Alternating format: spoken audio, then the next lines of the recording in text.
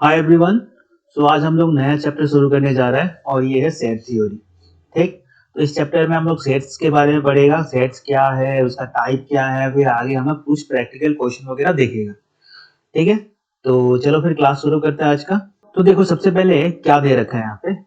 Set set के बारे में क्या बताइए। Set is a well defined collection of distinct objects considered as an object in its own rights.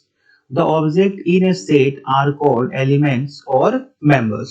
देखो set का मतलब क्या होता है कि कोई चीज है, हम लोग उसको वेल ऑर्गेनाइज्ड करके डिफाइन करते हैं। यहाँ पे well defined collection of distinct object. Set में क्या हो रहा है, मेनली ये कलेक्शन है ऑब्जेक्ट का, जहां हम लोग उन चीजों को एक ऑर्गेनाइज्ड वे में दिखा रहे हैं। तो आगे एग्जांपल वगैरह देखेगा तो ज्यादा समझ में आएगा। फिलहाल के लिए बस इतना समझ जाओ कि ये हम लोग सेट इज ए कलेक्शन। ठीक है, कलेक्शन ऑफ किस चीज का, डिस्टिंक्ट ऑब्जेक्ट्स का, जहां पे हम लोग चीजों को वेल ऑर्गेनाइज करके वेल डिफाइन करके दिखा रहे हैं। और दूसरा बात, उसके अंदर जो ऑब्जेक्ट होता है उसको हम लोग एलिमेंट बोलते हैं या फिर मेंबर बोलते हैं। ठीक है। अच्छा, आगे रिप्रेजेंटेशन ऑफ सेट्स। अब जो सेट है उसको हम लोग दो तरीके से रिप्रेजेंट करता है। नंबर वन, रोस्टर या फिर tabular form. Number two, set builder form. ठीक है, दो तरीके से सेट को हम लोग रिप्रेजेंट कर सकता है। पहले क्या बोलता है, रोस्टर या फिर टेबुलर फॉर्म। इसमें क्या हो रहा है, all elements are listed separated by commas within curly brackets. अब देखो यहाँ पे एग्जांपल, ये क्या है, ये एक सेट है जिसके अंदर क्या है, 1 से लेके 4 नंबर तक है। नेचुरल नंबर 1 to 4 है यहाँ पे। तो इसको तुम रिप्रेजेंट कर दिया, एक करली ब्रैकेट होना चाहिए इसके अंदर कुछ भी, जैसे इवन नंबर है मान लो अप टू 10। कौन सा होगा इवन नंबर, 2 6 4 भी होगा, 4 6 8 10। तो अप टू 10 ये क्या है, इवन नंबर। हम लोग इसको रिप्रेजेंट कर दिया।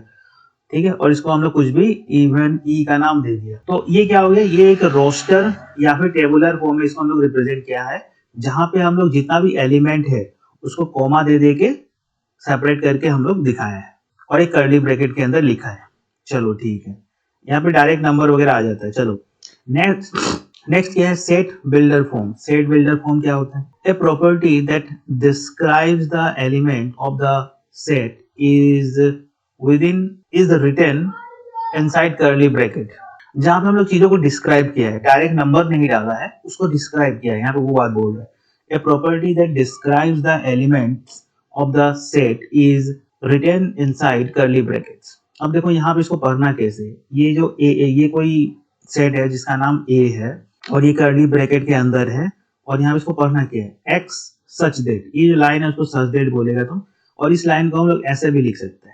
ठीक है, इस लाइन की जगह में ऐसे भी हम लोग लिख सकते हैं। तो इसको पढ़ना कैसे है, x such that x is a natural number less than 5।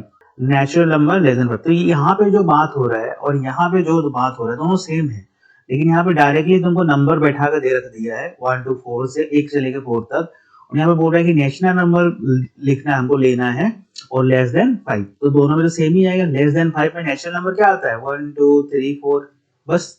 तो यहाँ पे डायरेक्टली तुमको नंबर दे दिया है और यहाँ पे तुमको उस चीज को बता के लिखा हुआ है। ठीक है, यहाँ पे जैसे बोल भी रहा है कि ए प्रॉपर्टी दैट डिस्क्राइब्स करता है the elements of the set is written inside curly bracket. चलो ठीक है, आगे बात समझ में।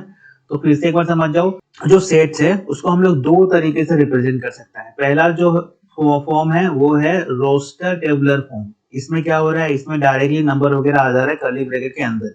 और दूसरा क्या है, सेट बिल्डर फॉर्म। इसके अंदर क्या है, हम उसका प्रॉपर्टी बता रहे हैं, मतलब ये जो नंबर है ना इसका प्रॉपर्टी क्या है, ये क्या है, क्या चीज, तो वो चीज हम लोग यहाँ पे बता रहे हैं सेट बिल्डर फॉर्म के अंदर। आगे चलो, आगे हम लोग देखेगा types of sets.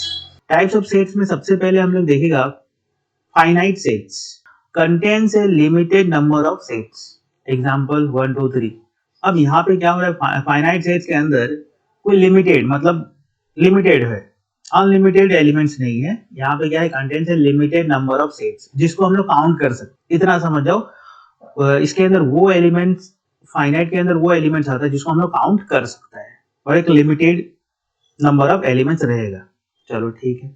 Infinite sets content unlimited और इनफाइनाइट एलिमेंट्स, जैसे कि x such that x is a natural number। अब नेचुरल नंबर मतलब क्या, 1 2 3 4 ये तो जाते रहेगा, जहां तुम जाना चाहे जाते रहेगा, रुकना तो है नहीं इसको, क्योंकि ये अनलिमिटेड है। इनफाइनाइट के मतलब यहाँ पे वो चीज आता है जिसको हम लोग काउंट नहीं कर सकता है और जिसके अंदर अनलिमिटेड एलिमेंट्स वगैरह रहता है। चलो दो बात समझ में आ गया कि फाइनाइट मतलब जिसको हम लोग काउंट कर सकता है, लिमिटेड नंबर्स। इनफाइनाइट मतलब जिसको हम लोग काउंट नहीं कर सकता है, और अनलिमिटेड एलिमेंट्स। चलो ठीक है।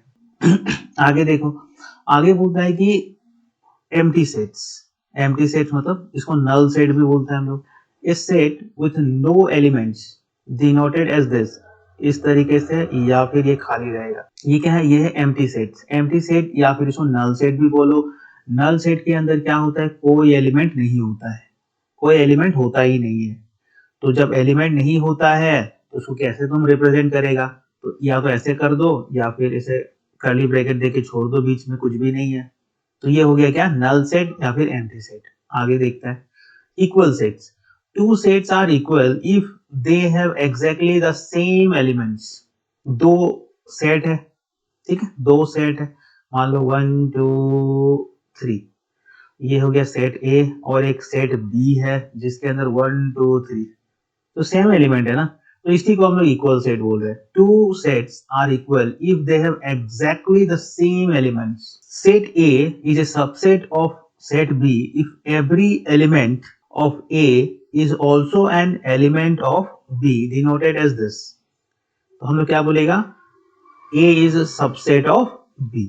कब होगा सबसेट, जब सेट ए, ठीक है, जब set A is a subset of B, every element of A is also an element of B। तो जब सेट A का एलिमेंट और सेट B का एलिमेंट दोनों बराबर हो, ठीक है, दोनों बराबर हो, यहाँ पे बोल भी रहा है if every element of A is also an element of B, तब उसको हम लोग सबसेट बोलेगा। आगे इसका एग्जाम्पल हम लोग देखेगा, ज्यादा क्लियर होगा। फिलहाल के बस इतना ही समझ जाओ, ठीक। आगे बढ़ते हैं, नेक्स्ट देखो, नेक्स्ट बोला है पावर सेट। पावर सेट क्या होता है, the set of all subsets of a set A denoted as PA। तो इसका आगे हम लोग एग्जांपल देखेगा, इसको भी समझ जाना यहाँ पे। फिलहाल के लिए बस ये जो डेफिनेशन है इसको लिख लो अपने कॉपी में। The set of all subsets of a set A, उसको बोलता है हम लोग पावर सेट, ठीक है, डिनोटेड एज A। आगे देखो universal set, the set that contains all the elements under consideration typically denoted as U। Universal set मतलब जिसके अंदर सारा का सारा एलिमेंट वगैरह रहता है, ठीक है। अब जैसे कि मान लो ये A है और ये B है, तो A के अंदर मान लो 1 3 5 है और B के अंदर मान लो 2 और 6 है। तो यूनिवर्सल मतलब 1 2 3 4 5 6 7 8 9 10। अब ये जो यूनिवर्सल है ना, ये क्या है, ये जो सेट है वो इनका बाप है, समझ लो। किसका, ए और बी का। क्योंकि इसके ए के अंदर जो एलिमेंट है वो यू के अंदर भी है, जो बी के अंदर है वो भी ए के अंदर है, और ए के अंदर कुछ ज्यादा भी है। तो वो क्या रहा है कि ए जो है इनका फादर है, समझ लो बस। आगे देखते हैं, complement of a set. The complement of set A denoted as this, A bar, या फिर इसको हम लोग ऐसे भी लिखता है, ठीक है, दोनों सेम चीज है। The complement of set A denoted as A bar, A dash भी हो सकता है, is the element of is the state of all elements in the universal set that are not in A। तो complement, power set और subset, इसका example देके हम आगे समझाएगा। सारा क्वेश्चन वगैरह हम लिख रखे हैं इन सबसे रिलेटेड, ठीक है। तो बस इसको लिए अभी जितना भी हम लोग लिखा है सब सारा डेफिनेशन वगैरह लिख लेना अपने कॉपी में, क्योंकि ऐसे डेफिनेशन तुमको डायरेक्ट क्वेश्चन में पूछेगा, ठीक है, कि इसका डेफिनेशन क्या है बताओ एग्जाम के अंदर। तो ऐसा तुम लोग लिख लेना, आगे एग्जाम्पल से हम समझाएगा इन सब चीज के बारे में, तो तुमको ज्यादा समझ में आएगा। थोड़ा सा टेढ़ा है सब चीज। ऑपरेशन ऑफ सेट्स, ठीक है, ऑपरेशन ऑफ सेट्स। अब हम लोग इसमें कुछ प्रैक्टिकल चीजें देखेगा। तो सबसे पहले ऑपरेशन ऑफ सेट्स के अंदर आता है यूनियन ऑफ सेट्स। अब ये यूनियन क्या है, तो यहाँ पे बोल रहा है the union of two sets A and B denoted as A union B. ये जो ए ये है यूनियन बी, ये जो चीज है इसको हम लोग यूनियन पढ़ेगा, ठीक है। Union is a set containing all elements of A और बी और बोथ, ये इंपॉर्टेंट है, ठीक है। तो जैसे कि यहाँ पे देखो एक में इतना दे रखा है 1 और 2 है, और बी में देखो 2 और 3 है। अब इनका यूनियन क्या होगा? यूनियन मतलब ये जो ए का जो एलिमेंट है और बी का भी जो एलिमेंट है वो दोनों का दोनों इस यूनियन में आना चाहिए, लेकिन कोई भी रिपीट नहीं होना चाहिए, दो बार नहीं लिखना चाहिए। जैसे 1 यहाँ पे है तो लिख लिया, 2 यहाँ पे भी है, यहाँ पे भी है, तो ये एक ही बार यहाँ पे आएगा, और इसके बाद 3 भी है, 3 भी आ गया। तो यूनियन का मतलब कुछ ए में होगा, कुछ बी में होगा, दोनों का मिला जुला के, दोनों का मिला जुला के हम लोग ए यूनियन बी में लिखेगा। लेकिन कोई भी चीज रिपीट नहीं होना चाहिए, दो बार नहीं आना चाहिए। जैसे कि यहाँ पे भी 2 है, यहाँ पे भी 2 है, तुम तो बोलेगा कि दोनों में 2 है तो दो बार यहाँ पे लिख ले, ऐसा नहीं, इसको एक ही बार यहाँ पे लिखना है। इसके बाद तुम बोलेगा कि 3 तो बी में है लेकिन इसमें नहीं है, लेकिन बी में तो है ना, तो यहाँ पे आ गया। अब जैसे कि 1 था, 1 तो ए में है लेकिन 2 में नहीं है, बी में नहीं है, तो 1 भी आएगा। तो अब तुम देखेगा तो 1 2 3, 1 2 3 मतलब क्या, 1 2 इसमें है और 2 3 इसमें है, तो दोनों का मिला जुला के सारा एलिमेंट इसमें आ गया, तो यही है इसका यूनियन। नेक्स्ट देखो क्या दे रखा है, intersection of the intersection of two sets A and B denoted as this is the set containing all elements common to both A and B. तो इंटरसेक्शन मतलब ऐसे, ये यूनियन था ना उसका उल्टा, इसको तुम लोग पढ़ेगा क्या, इंटरसेक्शन, INTERSECTION, इंटरसेक्शन, ठीक। अब ये इंटरसेक्शन क्या है, तो जैसे कि तुम ए में देखो यहाँ पे ये है, बी में 2 3 है। अब तुम देखो ये 2 जो है वो ए में भी है और बी में भी है, मतलब क्या है, ये कॉमन है। तो ये जो इंटरसेक्शन है ना, इंटरसेक्शन मतलब कॉमन, तो सिर्फ कॉमन वाले पार्ट को लेना है और एक कर्ली ब्रैकेट के अंदर लिख डालना है, इंटरसेक्शन मतलब कॉमन। चलो इतना बात समझ में आ गया। आगे दिया है क्या, difference of shares, difference of the difference of sets A and B denoted as a minus b is the set of elements that belong to a but not to b। चलो ठीक है, तो आपको मेनली यहाँ पे करना क्या है, यहाँ पे आपको a माइनस बी निकालना है। तो पहले देखते हैं करना कैसे है। तो a में देखो क्या है 1 2 3 और b में क्या है 2 3, तुमको करना क्या है, तुमको माइनस करना है। तो देखो ये है 2 है, ये भी 2 है गया, 3 है 3 गया, बचा क्या, बचा 1, ये तो तुम कर दिया a माइनस बी। अगर मान लो तुमको क्वेश्चन बोलता है कि b माइनस ए करो, ऐसा भी बोल सकता है, b माइनस ए करो, तो b माइनस ए तुम करने जाएगा तो ये से ये गया, ये से ये गया, तो b में क्या बचा, b में तो कुछ भी नहीं बचा, तो ये क्या हो गया, नल सेट हो गया। अब तुम बोलेगा ये तो है ना यहाँ पे a में 1 तो बच गया ना, इससे मतलब नहीं है, हमको देखना है b, आगे में क्या है b है, तो b में क्या बचा हमको उससे मतलब है, a में क्या बचा उससे मतलब नहीं है। हम पहले कॉमन वाला काट देगा और फिर क्योंकि आगे में क्या है, आगे में b है, तो b से हम a को हटा रहे हैं। अब a में क्या बच गया उससे हमको कोई मतलब नहीं है, हमको सिर्फ और सिर्फ b से मतलब है, b में क्या बचे, तो b में तो कुछ बचा ही नहीं, तो ये नल सेट हो गया। चलो आगे बढ़ता है। चलो तो कुछ हम लोग प्रैक्टिकल क्वेश्चन वगैरह देखते हैं जिससे और कॉन्सेप्ट वगैरह क्लियर होगा। तो यहाँ पे देखो यूनियन एंड इंटरसेक्शन वाला कॉन्सेप्ट हम लोग देखेगा। तो यूनियन तुमको पता ही है, ए यूनियन बी होता है, इसको हम लोग यूनियन पढ़ता है। तो देखो ए में तुमको कुछ दिया हुआ है 1 2 3, बी में दिया है 2 3 4 और सी में दिया है 3 4 5। क्वेश्चन बोलता है कि निकालो ए यूनियन बी, निकालो ए यूनियन बी, तो तुमको सिर्फ ए और बी में ध्यान देना है, सी में ध्यान नहीं देना है। तो यूनियन अगर तुम निकाले जाएगा तो मतलब इन दोनों में जितना भी एलिमेंट है ना वो सब ए यूनियन बी में आ जाना चाहिए। तो 1 आ जाएगा, 2 दोनों में है वो भी आ जाएगा, 3। अब तुम देखो ए यूनियन बी में यहाँ पे वो सारा एलिमेंट है जो ए में भी है, वो सारा एलिमेंट जो है वो बी में भी है। आ गया बात समझ में। चलो आगे देखते हैं। आगे बोलता है कि A intersection B, A intersection B, intersection मतलब कॉमन पार्ट। कॉमन पार्ट तुम देखो तो कॉमन पार्ट हमको दिख रहा है यहाँ पे 2 और हमको 3, 2 3 दोनों में है, 2 इसमें भी है 3 इसमें भी है, तो कॉमन पार्ट क्या हो जाएगा 2 3, बस हो गया। आगे देखो, आगे बोलता है कि A union B intersection C. तो सबसे पहले तुम बी इंटरसेक्शन सी पता करो कि क्या है। तो बी इंटरसेक्शन सी, तो इन दोनों में कॉमन पार्ट क्या दिख रहा है तुमको, 3 और 4 दिख रहा होगा, तो ये रहा 3 4।